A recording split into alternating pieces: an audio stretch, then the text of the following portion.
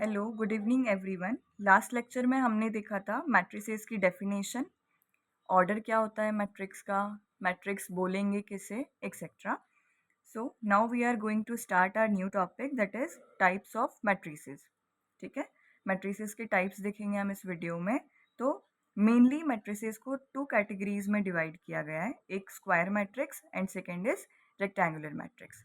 Square matrix ऐसी matrix जिसमें number of रोज और नंबर ऑफ कॉलम्स दोनों इक्वल हों, एंड रेक्टेंगुलर मैट्रिक्स ऐसी मैट्रिक्स जिसमें नंबर ऑफ रोज और नंबर ऑफ कॉलम्स इक्वल ना हो।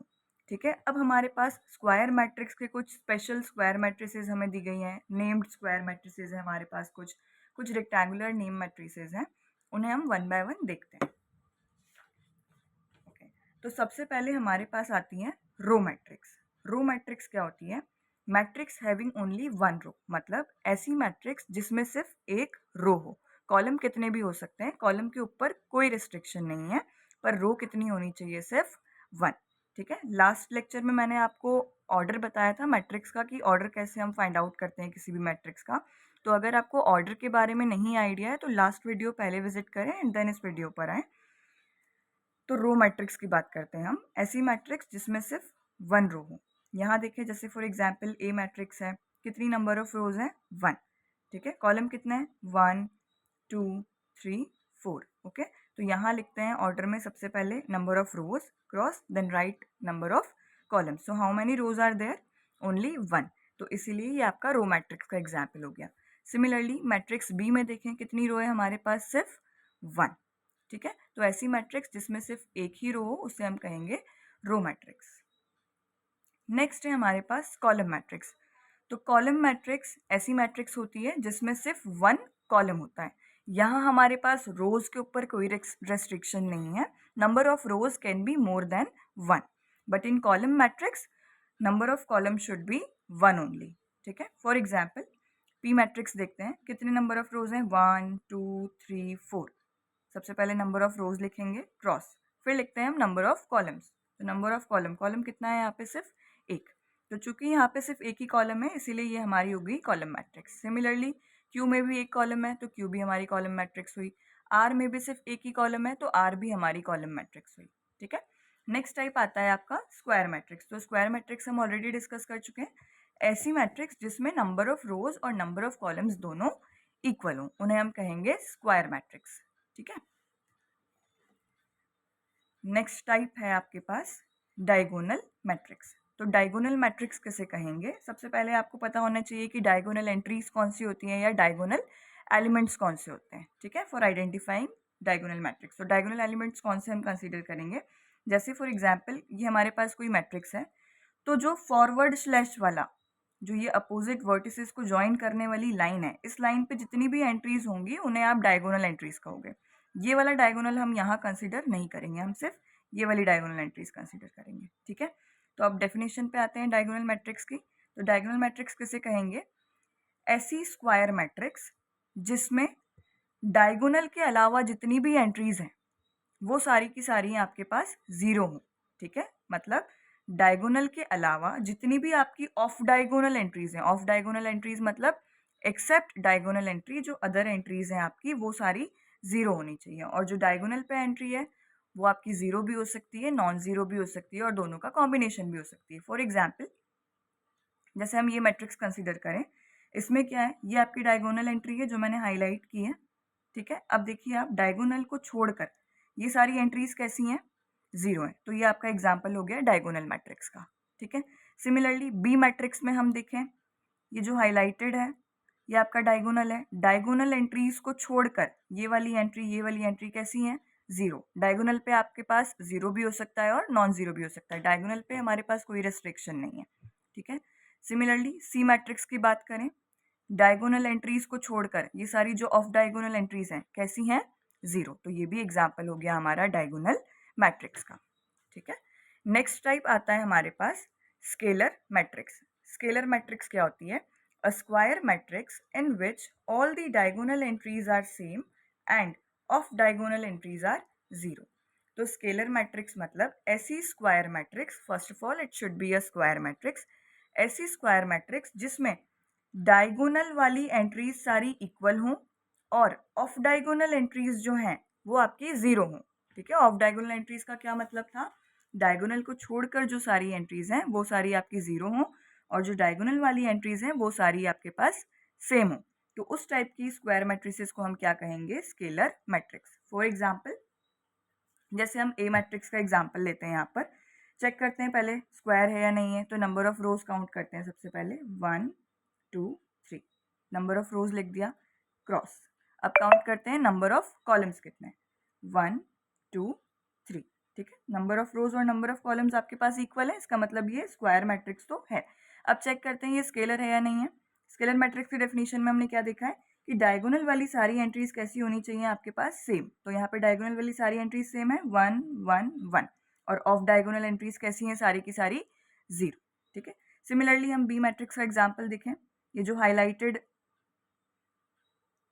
वो क्या है आपका डायगोनल, -3 -3 -3, डायगोनल एंट्रीज सारी सेम और ऑफ डायगोनल एंट्रीज सारी 0। सिमिलरली सी मैट्रिक्स देखें हम, डायगोनल एंट्रीज सारी की सारी सेम है, कैसी हैं, 0, और ऑफ डायगोनल एंट्रीज सारी 0। तो ये भी एग्जाम्पल हो गया आपका स्केलर मैट्रिक्स का।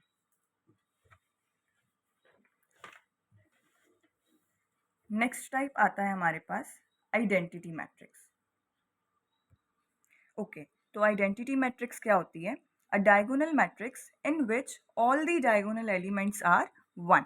मतलब ऐसी डायगोनल मैट्रिक्स जिसमें सारी की सारी डायगोनल एंट्रीज कैसी हों, 1 हो। ठीक है, तो डायगोनल मैट्रिक्स होनी चाहिए सबसे पहले। तो डायगोनल मैट्रिक्स की क्या कंडीशन थी, स्क्वायर होनी चाहिए, उसके बाद ऑफ डायगोनल एंट्रीज 0 होनी चाहिए। अब आइडेंटिटी मैट्रिक्स के लिए हमारे पास एक कंडीशन और आ गई कि जो डायगोनल वाली एंट्रीज हैं वो सारी सेम हो और कैसी हो, 1 हो। तो देखो यहाँ पे ट्रू क्रॉस ट्रू की मैंने एक स्क्वायर मैट्रिक्स ली है ए, इसमें डायगोनल एंट्रीज कैसी हैं, 1 सेम है और 1 है equal to off diagonal entries 0। Similarly matrix B में देखें हम, डायगोनल एंट्रीज सारी 1 है और सेम है, ऑफ डायगोनल एंट्रीज 0। तो ये भी आपकी आइडेंटिटी मैट्रिक्स का एग्जाम्पल हो गया।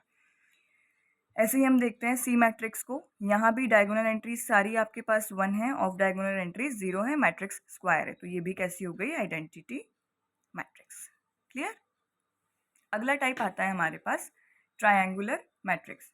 तो ट्रायंगुलर मैट्रिक्स ऐसी मैट्रिक्स होती हैं जिसमें या तो डायगोनल के ऊपर वाली सारी एंट्रीज 0 हो या तो डायगोनल के नीचे वाली सारी एंट्रीज 0 हो। ठीक है, triangular matrix, square matrix in which either all the diagonal elements, sorry, triangular matrix ऐसी मैट्रिक्स जिसमें या तो डायगोनल के ऊपर वाली सारी एंट्रीज 0 हो या तो डायगोनल के नीचे वाली सारी एंट्रीज 0 हो। जैसे फॉर एग्जांपल पी मैट्रिक्स लेते हैं हम, इसमें क्या है, ये मेरा डायगोनल एलिमेंट, ये मेरा डायगोनल है।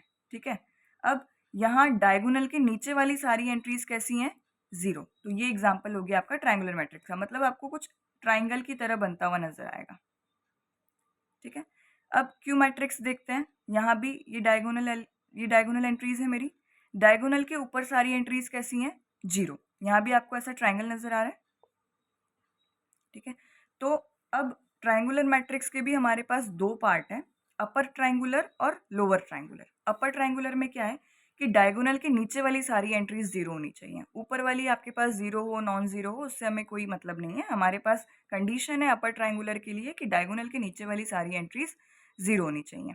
तो ऐसी मैट्रिक्स, ऐसी ट्राइंगुलर मैट्रिक्स जिसमें डायगोनल के नीचे वाली सारी एंट्रीज 0 हो उन्हें हम अपर ट्राइंगुलर मैट्रिक्स कहेंगे, और ऐसी ट्राइंगुलर मैट्रिक्स जिसमें डायगोनल के ऊपर वाली सारी एंट्रीज 0 हो उन्हें हम लोअर ट्राइंगुलर कहेंगे। मतलब लोअर ट्राइंगुलर में ये आपको नीचे की तरफ ट्राइंगल बनता हुआ नजर आएगा और अपर ट्राइंगुलर में आपको ऊपर की तरफ ट्राइंगुलर बनता हुआ नजर आएगा। ठीक है, एग्जाम्पल देखते हैं कुछ अपर ट्राइंगुलर मैट्रिसेस के और लोअर ट्राइंगुलर मैट्रिसेस के। तो अपर ट्राइंगुलर मैट्रिक्स का एग्जाम्पल लेते हैं। सबसे पहले देखो आपको क्या करना है, सबसे पहले डायगोनल एंट्रीज लेनी है। अब चेक करना है कि डायगोनल के ऊपर वाली सारी एंट्री 0 है या डायगोनल के नीचे वाली सारी एंट्री 0 है। तो यहाँ क्या है, डायगोनल के नीचे वाली सारी एंट्री 0 है और ऊपर हमें क्या बनता हुआ नजर आ रहा है, एक ट्राइंगल। ये ट्राइंगल ऊपर की तरफ बनता हुआ नजर आ रहा है, इसका मतलब ये हमारी अपर ट्राइंगुलर मैट्रिक्स हुई। ठीक है, सिमिलरली इस डी मैट्रिक्स में देखें हम, ये हमारी डायगोनल एंट्री। ठीक है, यहाँ भी क्या है, डायगोनल के नीचे वाली एंट्रीज हमें सारी की सारी 0 नजर आ रही हैं और डायगोनल के ऊपर हमें ऐसा ट्राइंगुलर बनता हुआ, ट्राइंगुलर शेप बनती हुई नजर आ रही है। तो ये भी आपका अपर ट्राइंगुलर मैट्रिक्स का एग्जाम्पल हो गया। ठीक है। अब अपन लोअर ट्रायंगुलर मैट्रिक्स का एग्जाम्पल देखते हैं। लोअर ट्रायंगुलर का क्या बताया था मैंने? ऐसी मैट्रिक्स जिसमें डायगोनल के ऊपर वाली सारी एंट्रीज जीरो हों, मतलब नीचे की तरफ आपको ट्रायंगल बनता हुआ नजर आए। तो ये देखो डायगोनल एंट्री और इसके ऊपर वाली सारी एंट्री जीरो है और नीचे हमें ट्रायंगल बनता हुआ नजर आ रहा है। ठीक है, यहाँ पर भी डायगोनल के ऊपर वाली सारी एंट्री जीरो है और नीचे हमें ट्रायंगल बनता हुआ नजर आ रहा है। तो ये आपका लोअर ट्रायंगुलर मैट्रिक्स का एग्जाम्पल हो गया। क्लियर? अब एक इंटरेस्टिंग फैक्ट मैं आपको बताती हूँ। जो हमारे पास जीरो मैट्रिक्स है, जीरो मैट्रिक्स क्या होती है? ऐसी मैट्रिक्स जिसमें सारी एंट्रीज जीरो हो। फॉर एग्जाम्पल 0 0 0 0 0 0 0 0 0 इसे मैं जीरो मैट्रिक्स कहूँगी। ठीक है, और एक और एग्जाम्पल देखें जैसे 0 0 0 0, ये भी क्या है? Zero matrix. तो ऐसी मैट्रिक्स जिसमें सारी एंट्रीज आपके पास जीरो हो उन्हें हम जीरो मैट्रिक्स कहेंगे। तो आपको मुझे बताना है कि जो जीरो मैट्रिक्स है क्या वो अपर ट्रायंगुलर मैट्रिक्स है, लोअर ट्रायंगुलर मैट्रिक्स है या दोनों है। ठीक है, और ये भी आपको होमवर्क में बताना है कि जीरो मैट्रिक्स क्या स्केलर मैट्रिक्स होगी, क्या जीरो मैट्रिक्स डायगोनल मैट्रिक्स होगी। ओके, अगर आपको ये लेक्चर समझ आया है, अच्छा लगा है, तो प्लीज़ लाइक एंड सब्सक्राइब करें। Thank you so much. अब नेक्स्ट लेक्चर में हम देखेंगे symmetric matrix, skew symmetric matrix, उसके बाद हम देखेंगे मैट्रिसेस को ऐड कैसे करते हैं, सबट्रैक्ट कैसे करते हैं, मल्टीप्लिकेशन कैसे करते हैं, etcetera. So thank you very much. Happy learning.